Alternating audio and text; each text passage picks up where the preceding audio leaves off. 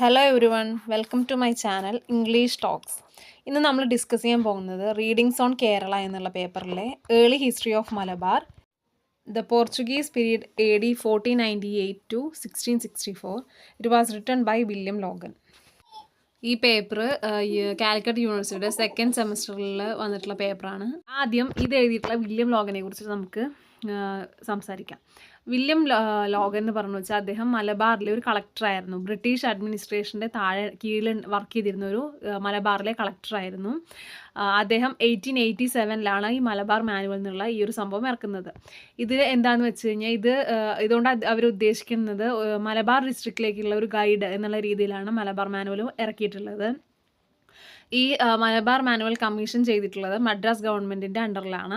ഇത് consist of 2 volumes, 2 volumes ഉണ്ട്. അതുപോലെ ഇതിൽ ഇൻക്ലൂഡ് ചെയ്തിട്ടുള്ളത് മലബാർ ഡിസ്ട്രിക്റ്റിൻ്റെ ജോഗ്രഫി, ഫ്ലോറ ആൻഡ് ഫോണ പറഞ്ഞു വെച്ചാൽ അവിടുത്തെ സസ്യങ്ങളെക്കുറിച്ചിട്ടും ജന്തുലോകങ്ങളെക്കുറിച്ചിട്ടും അങ്ങനെയുള്ള കാര്യങ്ങളൊക്കെ, ദി ഇൻഹാബിറ്റൻസ്, അതായത് അവിടെ താമസിക്കുന്ന ആൾക്കാരെ കുറിച്ചിട്ട്, അവിടുത്തെ culture, religion, caste, occupation, language, literature, economy, ഇതുപോലെ ആ മലബാർ ഡിസ്ട്രിക്റ്റിൻ്റെ മൊത്തത്തിൽ എല്ലാ കാര്യങ്ങളും അവർ ഇൻക്ലൂഡ് ചെയ്തിട്ടുണ്ടായിരുന്നു ഈ ഒരു മലബാർ മാനുവലിൽ. ഇതിനെ 4 ചാപ്റ്റേഴ്സ് ആയിട്ടാണ് ഡിവൈഡ് ചെയ്തിട്ടുള്ളത്. First one province, second one people, third one history, fourth one land. അതുപോലെ തന്നെ ഈ ഒരു മലബാർ മാനുവൽ ഉണ്ടാക്കാൻ ഇദ്ദേഹത്തെ സഹായിച്ച ഒരാളാണ് ചന്തുമേനോൻ പറഞ്ഞിട്ടുള്ളൊരു മലയാളം റൈറ്റർ. അദ്ദേഹം ആണ് ഇന്ദുലേഖ എഴുതിയിട്ടുള്ളൊരു റൈറ്ററാണ് ചന്തുമേനോൻ. അത് ഈ ഒരു സെമ്മിൽ തന്നെ ഇന്ദുലേഖയും പഠിക്കേണ്ടത് നമുക്ക്. അപ്പോൾ ഇതാണ് ഇതിൻ്റെ ഫസ്റ്റുള്ള ഒരു ചെറിയൊരു ഇൻട്രൊഡക്ഷൻ, എന്താണ് മലബാർ മാനുവൽ എന്നുള്ളത്.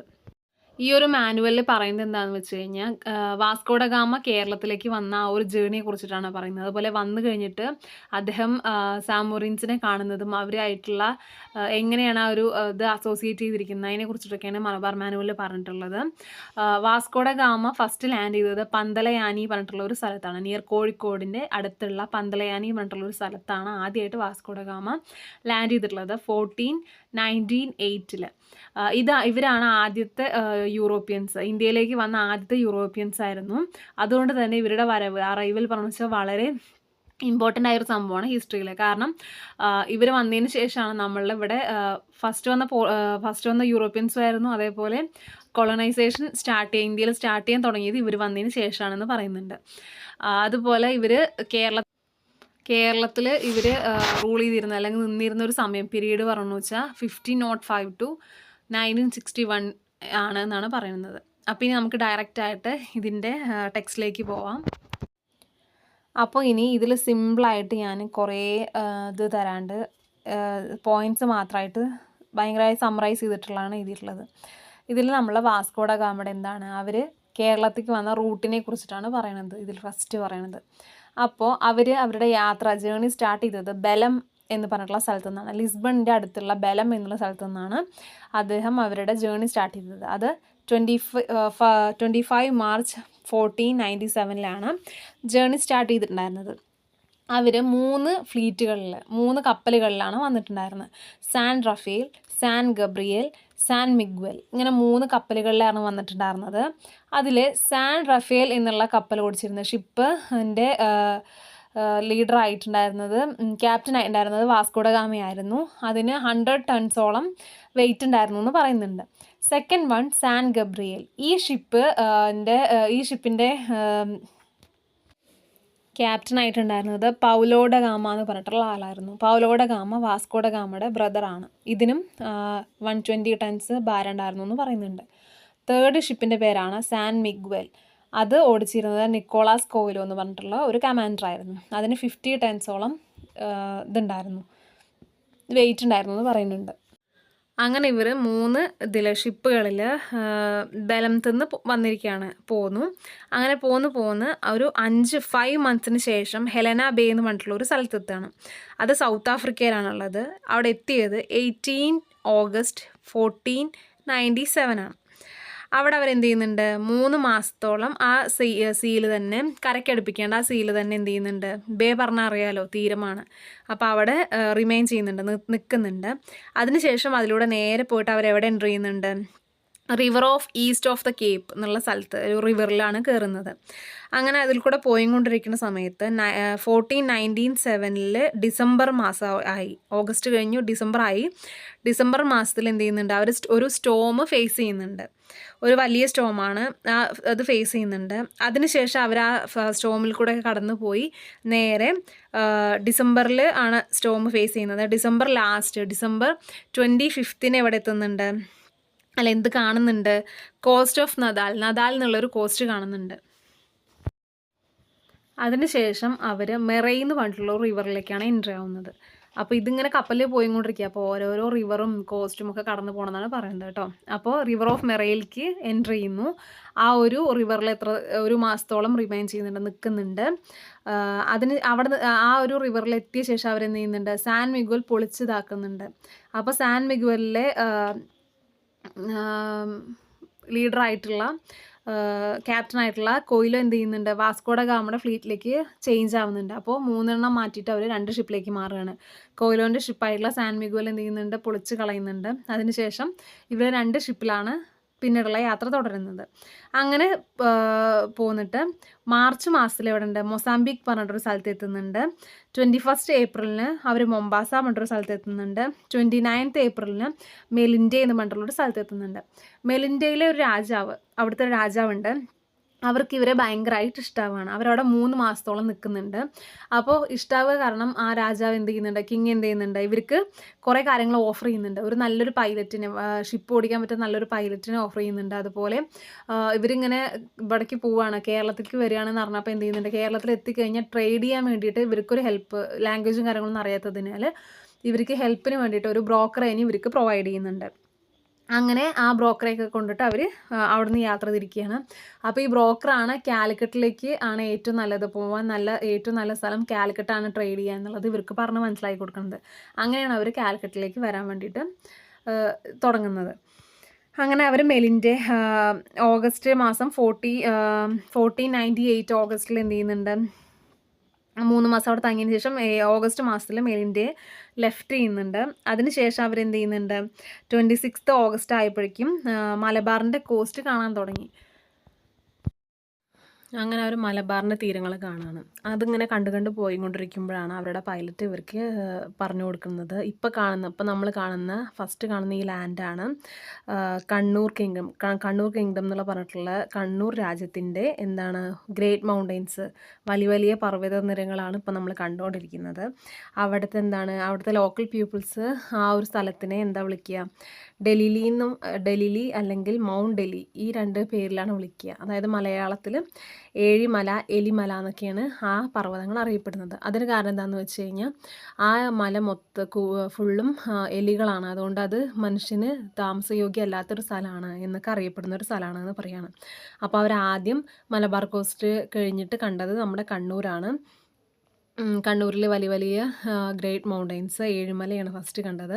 അതിനുശേഷം അവർ എന്താ പറയുക, കണ്ണൂരിങ്ങനെ പാസ് ചെയ്ത് പോവുകയാണ്. കണ്ണൂർ മൊത്തം വലിയ താച്ച്ഡ് ഹൗസസ് ആണ് ഉള്ളത്. താച്ച്ഡ് പറഞ്ഞാൽ ഓലമേഞ്ഞ ധാരാളം വീടുകളാണ് അവർ കാണുന്നത്. അങ്ങനെ അവർ പിന്നെ ഇങ്ങനെ അവരുടെ യാത്ര തുടർന്നുകൊണ്ടിരിക്കുകയാണ്. അത് കഴിഞ്ഞിട്ട് അവർ കപ്പോക്കേറ്റ് പറഞ്ഞിട്ടുള്ള സ്ഥലത്ത് എത്തുകയാണ്. അവിടെ എല്ലാ ഷിപ്പുകളും എന്ത് ചെയ്യുന്നുണ്ട്, നങ്കൂരയിടുകയാണ്, നിർത്തി വെക്കുകയാണ്, അവിടെ നിർത്തുകയാണ് അത്. അപ്പോൾ അവിടെ നിന്നാണ് കാലിക്കറ്റ് സ്റ്റാർട്ട് ചെയ്യുന്നത്, കപ്പോക്കേറ്റ് എന്ന് പറഞ്ഞ സ്ഥലത്ത് നിന്ന് കാലിക്കറ്റ് കേട്ടോ. കോഴിക്കോട് നഗരം അവിടെ നിന്നാണ് തുടങ്ങുന്നത്.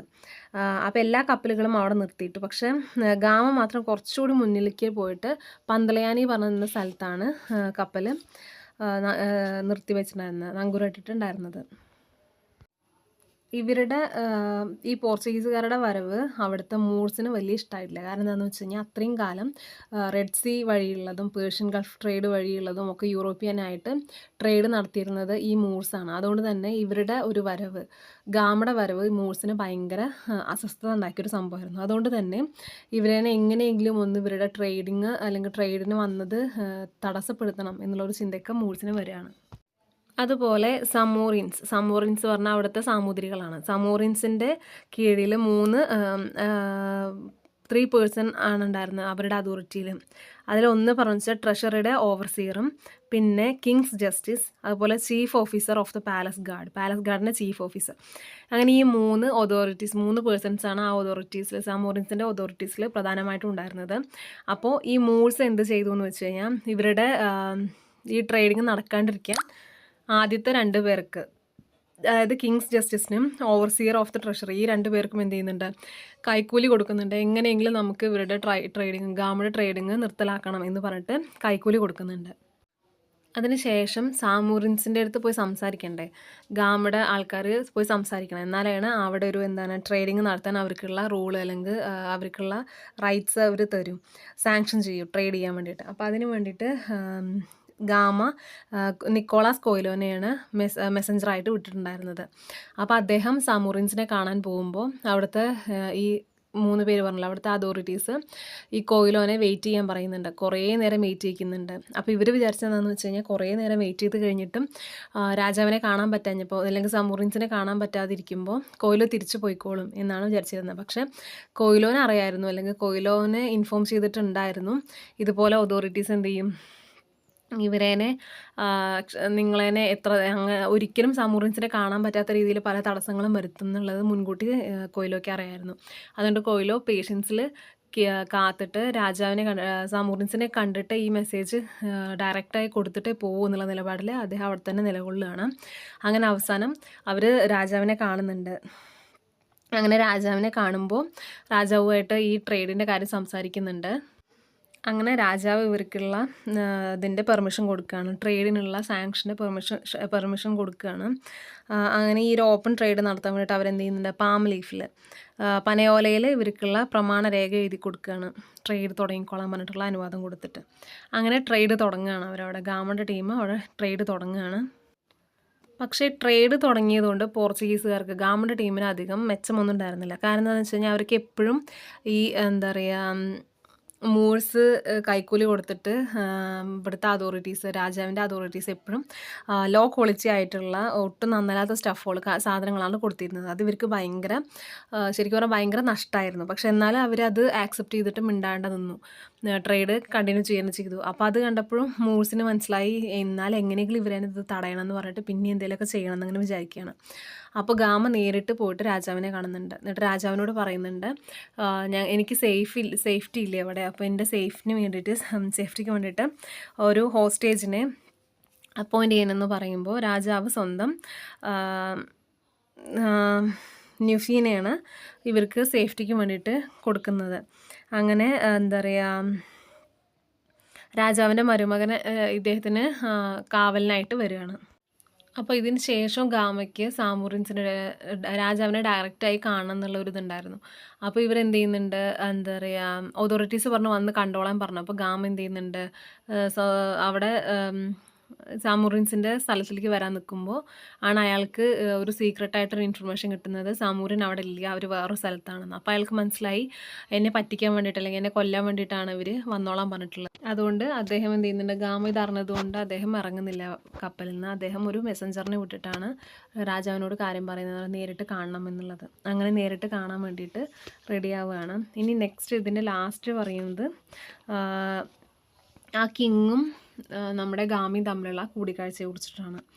അപ്പോൾ ഇങ്ങനെയായിരുന്നു അവരുടെ കൂടിക്കാഴ്ച, എന്തൊക്കെയായിരുന്നു രാജാവിൻ്റെ ഡ്രസ്സിങ്, അതൊക്കെയാണ് ഇനി പറയണത്.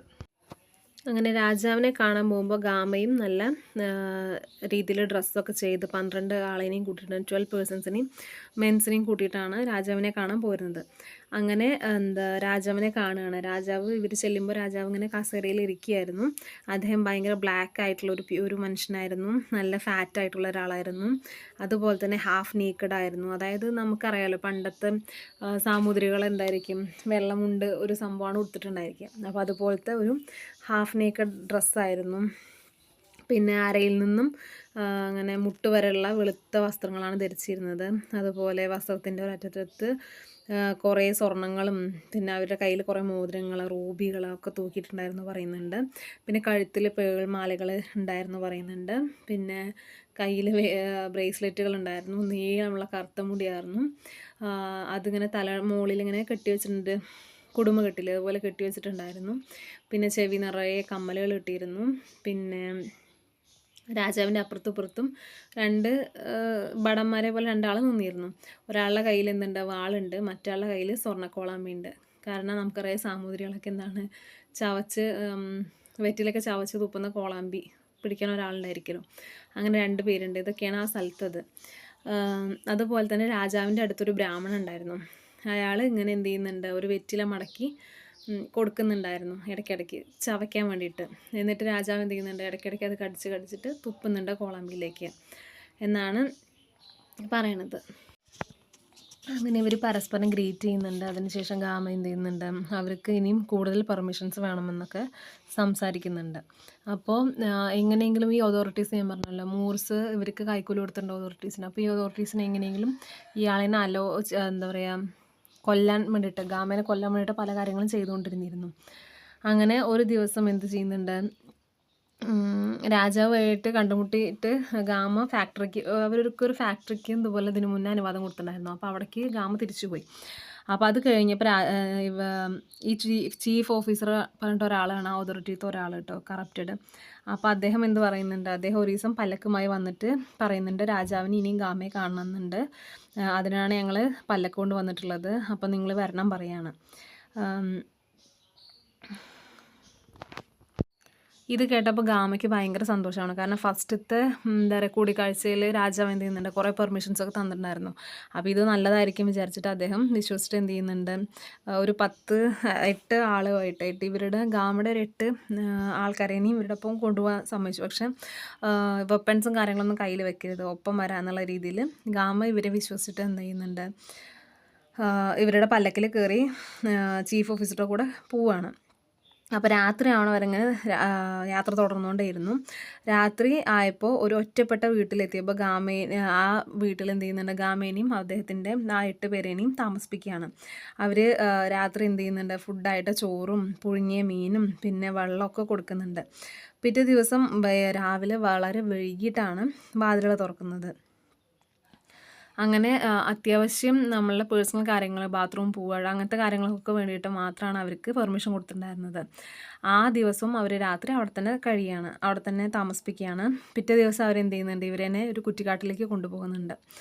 അവിടെ എന്താണ് നല്ല ചൂടുള്ളൊരു സ്ഥലമായിരുന്നു. അവിടെ അങ്ങനെ ഒരു നദിക്കരയിൽ എത്തുകയാണ് അവരെ കൊണ്ടുപോയിട്ട്. ആ നദിക്കരയിൽ എന്ത് ചെയ്യുന്നുണ്ട്, 2 വഞ്ചികൾ ഉണ്ടായിരുന്നു, അതിൽ ഇവരെന്നെ കയറ്റുകയാണ്. അങ്ങനെ ഗാമയെ കയറ്റിയ വഞ്ചിയിൽ എന്ത് ചെയ്യുന്നുണ്ട്, അവർ വേറൊരു വീട്ടിൽ അന്ന് രാത്രി ഇവരെന്നൊക്കെ താമസിപ്പിക്കുകയാണ്. ഇതിൽ ഇത്ര മാത്രമേ പറയുന്നുള്ളൂ. ഇത് കണക്ട് ചെയ്ത് വെക്കണമെങ്കിൽ നമുക്ക് ഉറുമി സിനിമയൊക്കെ ഇല്ലേ, അതിലത്തേക്ക് വെച്ച് നോക്കാം. ആ ഉറുമി സിനിമയിൽ എത്തുന്നതിന് മുൻപ് നടന്ന കുറച്ച് കാര്യങ്ങളാണ് ഇപ്പോൾ നമ്മൾ പഠിച്ചത്. അപ്പോൾ ഏകദേശം അതേപോലെയൊക്കെ തന്നെ ആയിരിക്കും ആൾക്കാരെയൊക്കെ ഒന്ന് നമുക്ക് ജസ്റ്റ് ഇങ്ങനെ ഇമാജിൻ ചെയ്യാൻ നല്ല ഈസിയാണ്. അപ്പോൾ ഇവിടെ ഒക്കെ എത്തിയതിന് ശേഷമാണ് അവർ മറ്റേ ഇതിലേക്ക് എത്തുന്നത്, ഉറുമിയിലുള്ള സ്ഥലങ്ങളിലേക്കൊക്കെ എത്തണത് കേട്ടോ. ഫസ്റ്റ് ഇവിടെ ഇപ്പം നമ്മൾ പറഞ്ഞ പോലെ പന്തളയാനിയിൽ എത്തിയിട്ടുള്ള കഥയാണ്. ഇനി ഇവിടുന്ന് പോയിട്ട് പിന്നെയാണ് അവർ ഉറുമിയിൽ വരുന്ന ആ കഥയിലേക്ക് അല്ലെങ്കിൽ ആ ഒരു സ്ഥലങ്ങളിലേക്കൊക്കെ എത്തുന്നത്. ഇതിൽ ഈ ഗാമയുടെ ഇവിടുന്ന് ബിസ്ന മുതൽ കേരളം വരെയുള്ള ആ യാത്ര വളരെ ഇമ്പോർട്ടൻ്റ് ആണ്, ജേണി. അതുപോലെ തന്നെ ഇവരുടെ ആ മീറ്റിങ്ങും രാജാവിൻ്റെയും ഗാമയുടെയും മീറ്റിംഗ്, അത് വളരെ ഇമ്പോർട്ടൻ്റ് ആയ 2 കാര്യങ്ങളാണ് ഇതിൽ പഠിക്കാനുള്ളത്. എല്ലാവർക്കും മനസ്സിലായെന്ന് വിചാരിക്കുന്നു. ഇഷ്ടമായിട്ടുണ്ടെങ്കിൽ ലൈക്ക് ചെയ്യുക, സബ്സ്ക്രൈബ് ചെയ്യുക കേട്ടോ.